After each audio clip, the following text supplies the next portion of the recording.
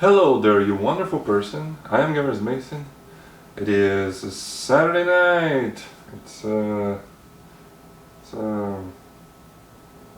well, it says November 16th, but the vlog is about November 15th. But it is midnight, 12:07 right now, and yeah, I spent the last few minutes or 20 minutes. Messing around with looks, and I love this. This is awesome. What do you think about that? I think this is really cool. Anyways, what is on my mind right now? How La Casa de Papel got kind of La Casa de Papel got kind of boring, to be honest. So Ellen and I, we finished the second season. And that was the end. Like, the heist was successful. Yeah, some people died, but the heist was successful. They got all their money and everything, and it was awesome. Like, great. Some things that are kind of unbelievable, like the lady just being convinced to change sides, the inspector. That didn't make any sense to me. She was in love, I suppose, or enamorada. It's cool to watch it in Spanish. It's like it's a Spanish series. I feel like I learned a few words.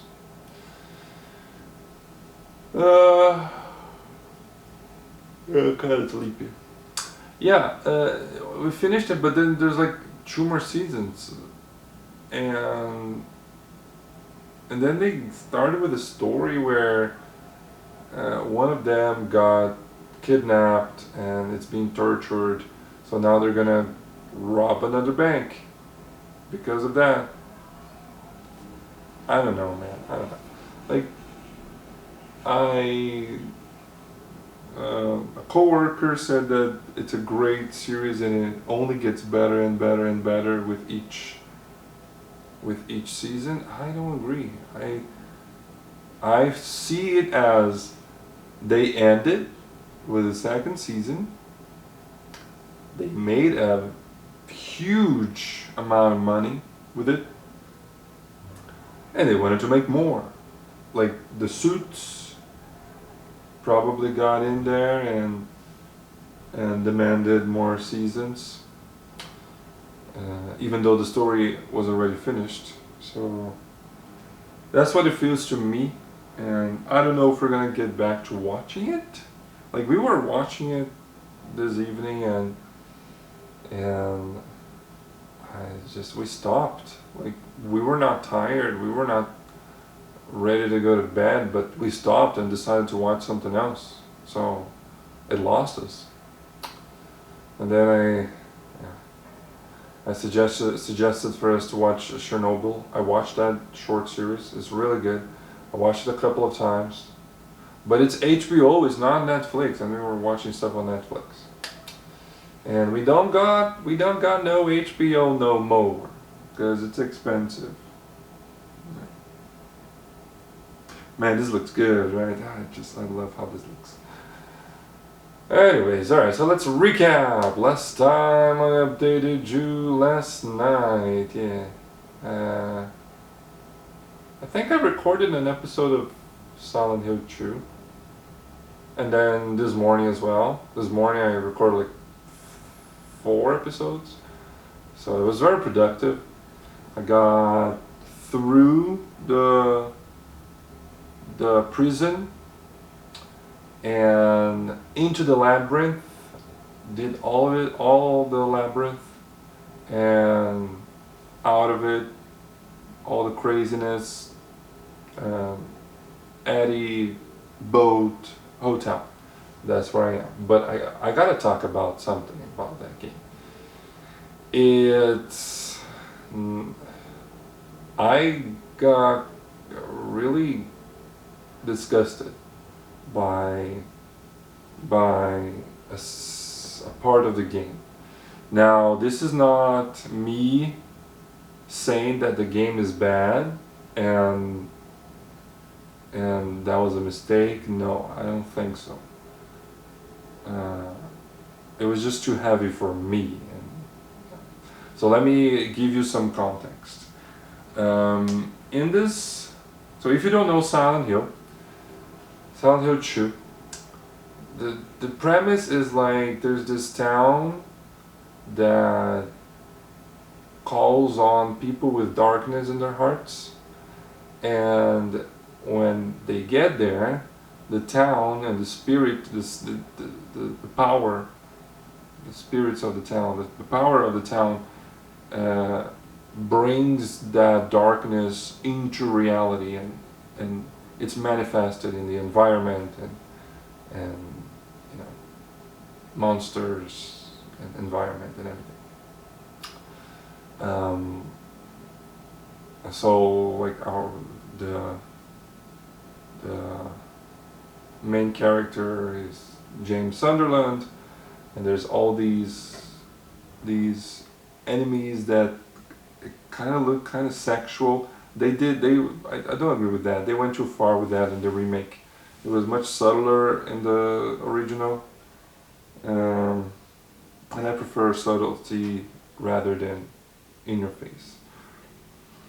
So I do have a problem with this that I'm talking about. Yeah, I do have a problem. They did. I think it's a Polish team. They did a fine job, but you know, nothing. Team Silent were Team Silent the ones responsible for the original games are the only ones that truly understand what they made, and they would be, I think they are the only ones that would be able to bring that back in a remake as faithfully. So I'm not taking a jab at Team Bloober, I think that's what they're called. They did the best they could, right? And they did a damn good job. Like, it's a great game, really good game. It's a great game, really good. Yeah, but there are some things, some details in the game that, it's nuanced, and it's like a tiny little mistake, a tiny little difference, in the way that a character speaks, completely destroys what the originals were trying to convey, what the message that the originals were trying to convey. But that doesn't matter right now. So there's this character, Angela. You meet her. She was brought to town looking for her mother, and she's a 16-year-old or so. She gets a little weird sometimes with James.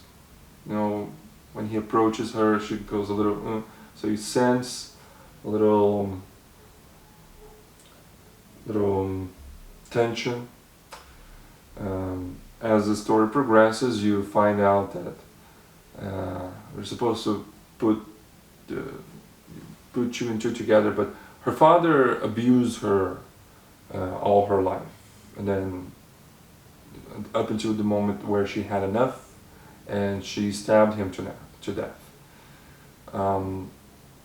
But the original, like the climax of this part of her story is like, you see a newspaper with the story of the father's murder,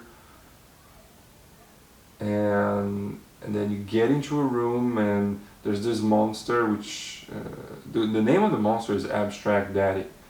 So it's Angela's monster. It's a weird thing here with a very disgusting mouth.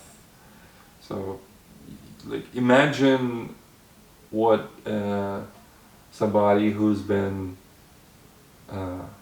sexually assaulted all her life.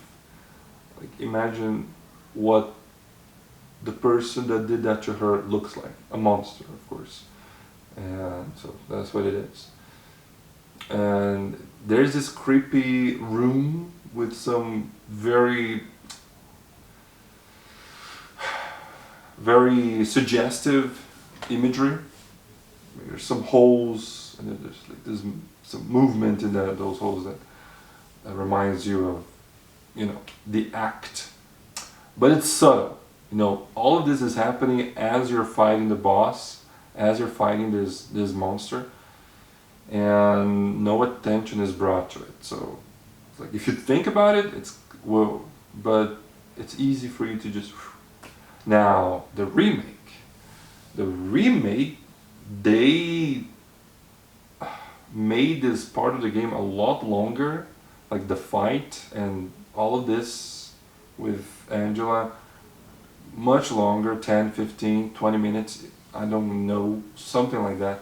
It felt like forever because I was feeling ill from playing that part.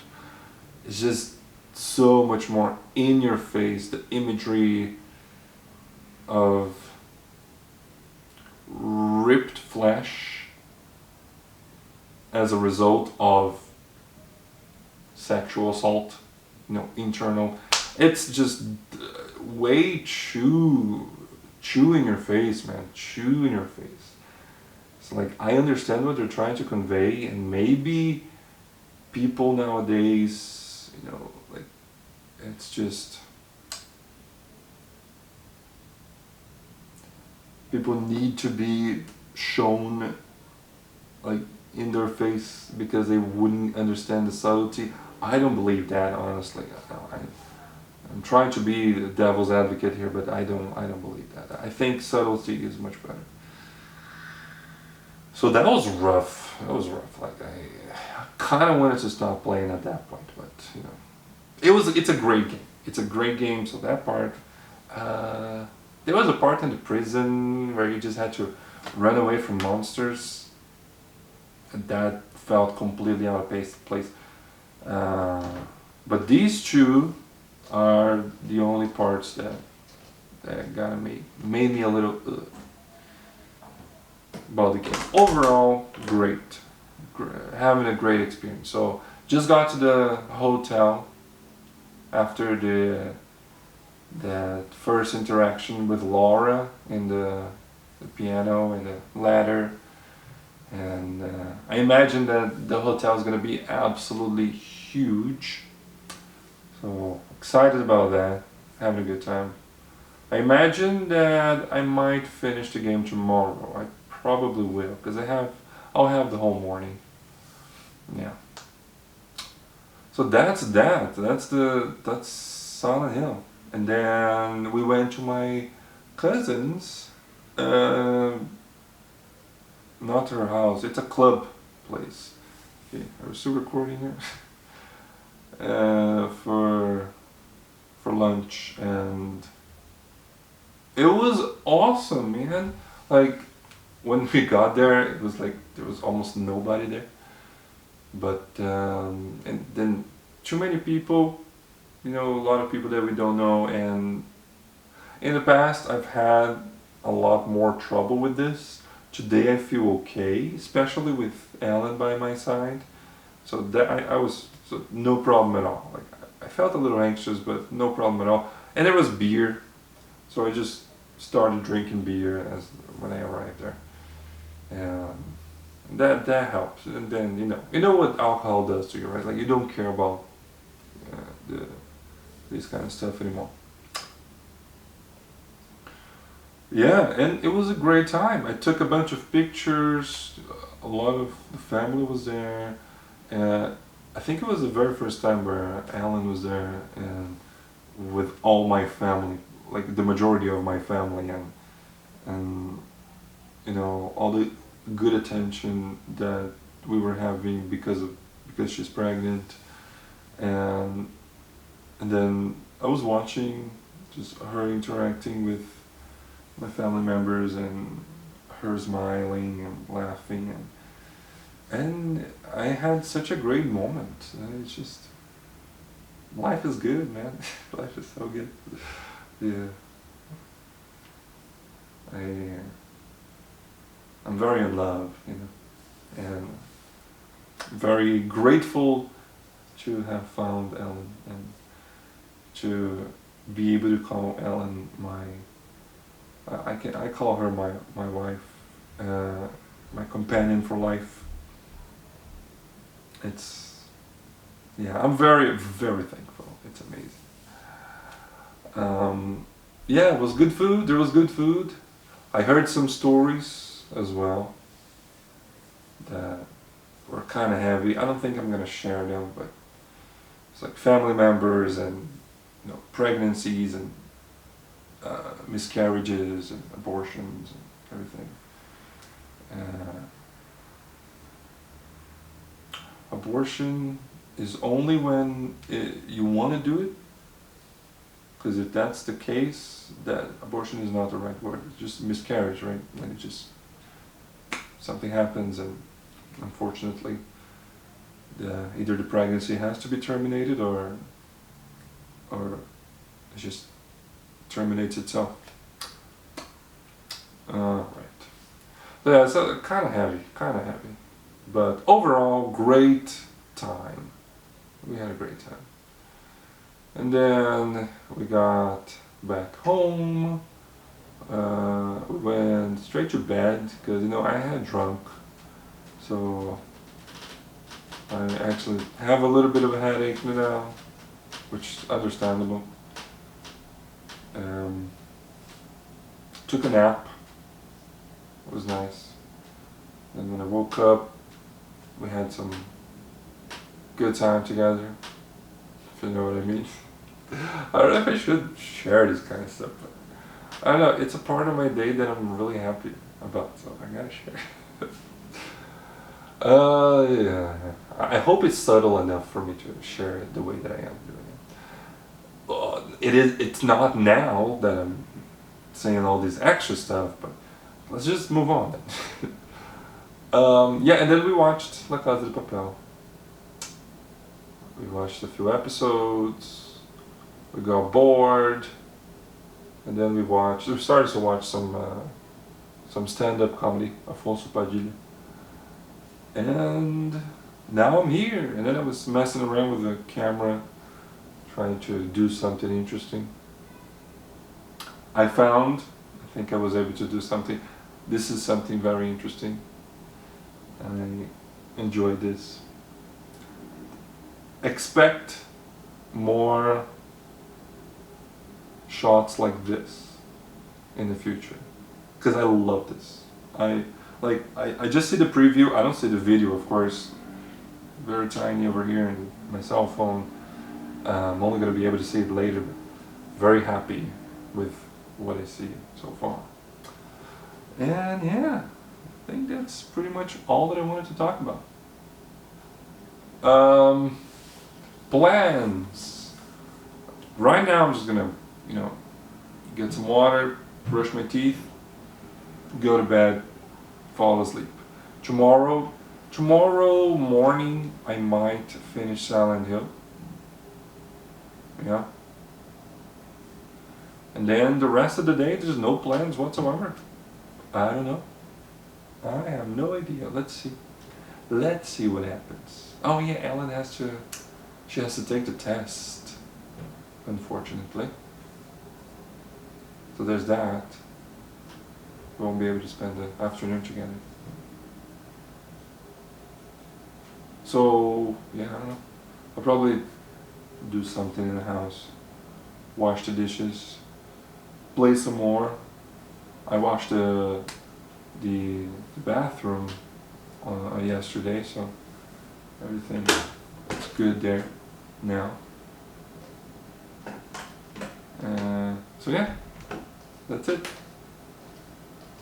I should be kind of that's all. I guess that's all that is on my mind. I'll be back tomorrow, people. I'll be back tomorrow to let you know what happened between now and then, and to talk about whatever is on my mind. Yeah. Thanks everybody for watching. I have been Gareth Mason, and I'll see you the next time I see you. Bye-bye.